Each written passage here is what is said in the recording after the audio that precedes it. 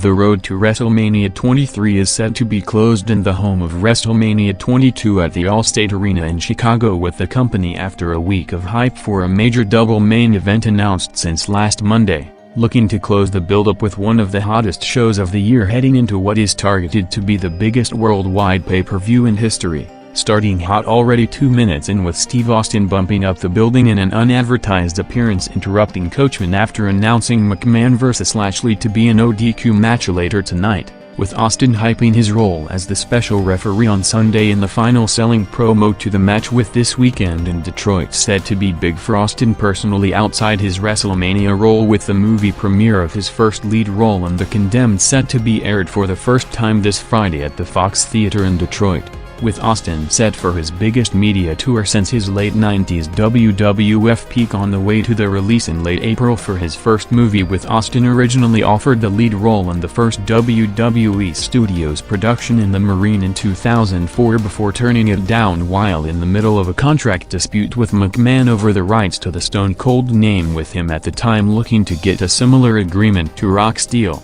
ending up with him laying out Coach with a stunner before driving off just as Vince McMahon's limousine arrived to the building to open Raw with a 3.5 rating and over 4.7 million viewers.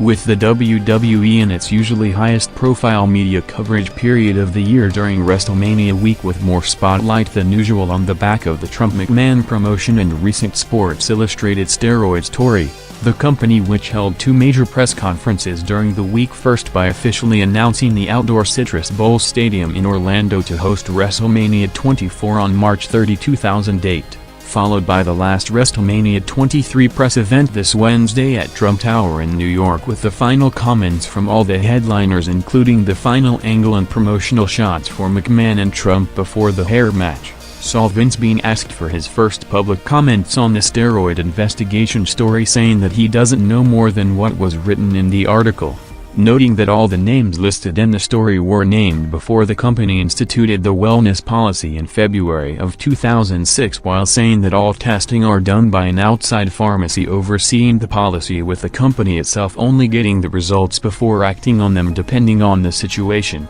with Vince following the public interview criticizing the reporters for the poor taste questions by bringing up the story out of context at the Mania press conference. And after last week, Edge, who is set to work his first match back in over a month from jaw injury on Sunday, with his segment on the night running down the other 7 participants in the Money in the Bank match, bumping Raw over 400,000 viewers to an hour-high 3.8 rating, was the first wrestler on the list to respond publicly to the allegations, noting that his last package of growth hormone was ordered in December 2003 under doctor advice when recovering from neck surgery. The second one to respond was Shane Helms, with a similar story, saying that he was advised by 2 different doctors a few years back to take growth hormone to help him recover from his knee injury, with Raw after slow growth throughout the first hour, with the show only picking up from 4.7 to 5.1 million viewers throughout, averaging 4.8 million viewers from 9 to 10 p.m., which, while an increase over the year-low first hour of last Monday, still not at the range of most of the hours since the big boost started in mid-January,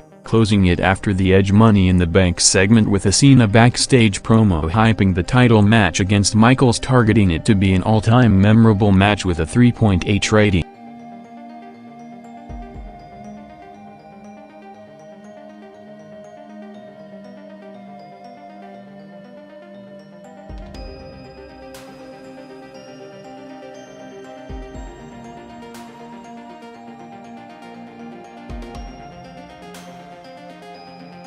The first of the 2 hyped main events saw Vince McMahon vs. Bobby Lashley being placed at 10 p.m. in McMahon's first match back since the Hell in a Cell against DX at the Unforgiven pay-per-view last September, seeing Vince bringing out several heels to fight off Lashley, with him taking them out before Umaga came out as the difference maker to lead to McMahon pinning Lashley 6 days to the Battle of the Billionaires. seeing the segment jumping over 800,000 viewers to peak the night at the 10 p.m. quarter with a 4.4 rating and over 6 million viewers, with Vince while doing the media round in the build-up to the event saying that the company is now ready for another peak in business while again answering skepticism on the hair stipulation guaranteeing that either him or Trump will leave the pay-per-view with a bald head, while also confirming that both him and Trump are gonna donate their WrestleMania payoffs to charity, with both set to earn a combined figure of over $5 million for the match that will be the main factor if the show is gonna do record numbers, while preparations for the actual match in the ring saw the company booking the first Lashley vs Umaga match on the SmackDown tour in Mexico on Friday as a warm-up to get their chemistry and timing right for the pay-per-view, working second from the top on a big SmackDown house show drawing over 19,000 people headlined with Batista vs Kennedy and MVP in a three-way title match.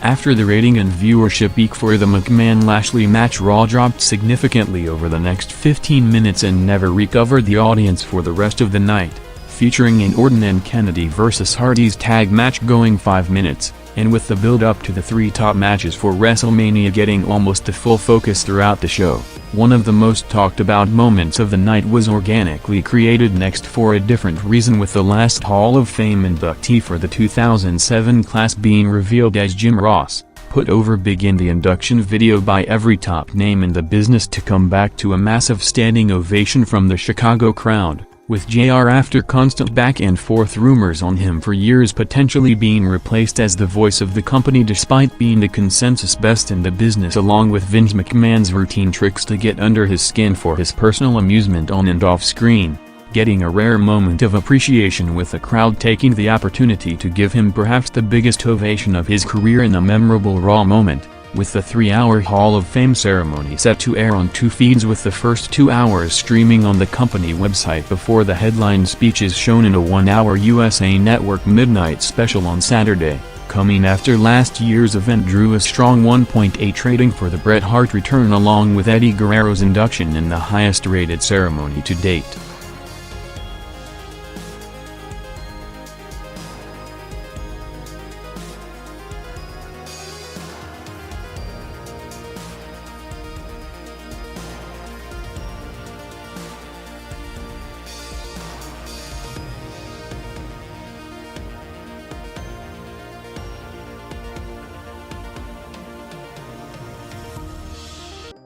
Shawn Michaels cut the final selling promo to the WWE title match on Sunday, with Michaels' reputation as Mr. WrestleMania will be put to the test again in 6 days, with the company hopes of him putting on another trademark performance to lead Cena to one of the best matches of his career on the big occasion, with talks over the past week after it looked like Undertaker vs Batista would close the pay-per-view as the highly anticipated first-time ever match, years in the making, including JR publicly predicting it to headline the show. The decision looked to shift towards Michaels vs Cena closing the show, in large part because of the full trust in Michaels to deliver on the big stage and get a good match out of Cena as the final strong match of the night, with Cena after it looked like the backlash is cooling off in recent months coming out to major heat in a reaction resembling the crowd booing him out of the building at WrestleMania 22 in the same venue in Chicago, with a similar reaction based on the build-up to the event expected on Sunday, with heavy support for Undertaker and Michaels in the two babyface vs babyface title matches,